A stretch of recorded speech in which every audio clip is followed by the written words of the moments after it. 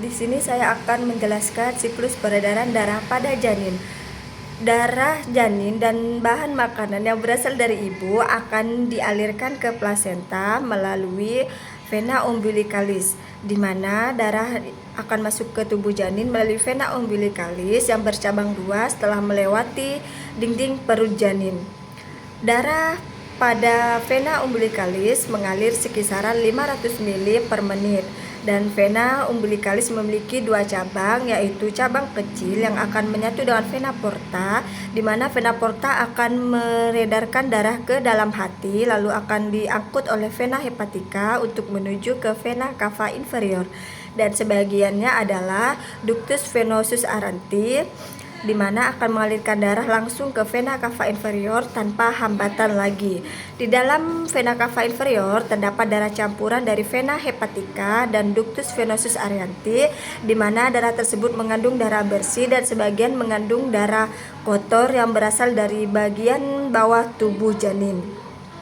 Setelah darah vena cava inferior ini masuk ke serambi kanan, maka sebagian akan masuk ke serambi kiri melalui foramen ovale, dan sebagian juga akan masuk ke bilik kanan bersamaan dengan darah yang berada di vena cava superior, di mana di dalamnya terdapat darah yang berasal dari kepala dan tubuh bagian atas.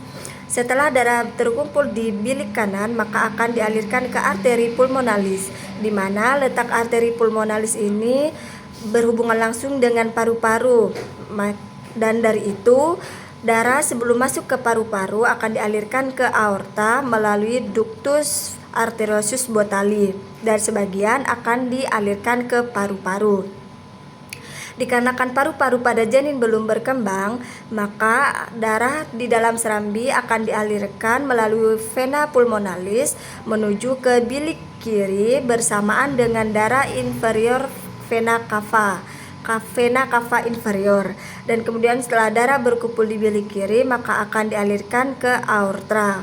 Di sini darah yang berada di dalam paru-paru bukan merupakan darah untuk pertukaran gas, tapi sebagai makanan untuk paru-paru agar dapat tumbuh.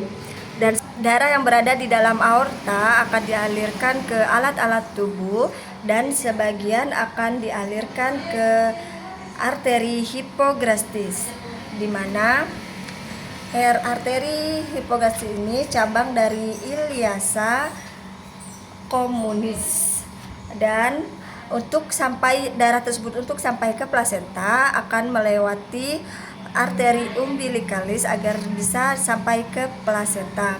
Dan jadi darah yang beredar dalam tubuh janin selalu bersifat darah campuran, di mana isi vena cava inferior lebih bersih daripada isi aorta. Setelah anak lahir, maka anak bernafas dan terjadilah penurunan tekanan darah di arteri pulmonalis, sehingga banyak darah yang mengalir ke paru-paru. Ductus arteriosus botali akan tertutup setelah anak bernafas 1-2 menit.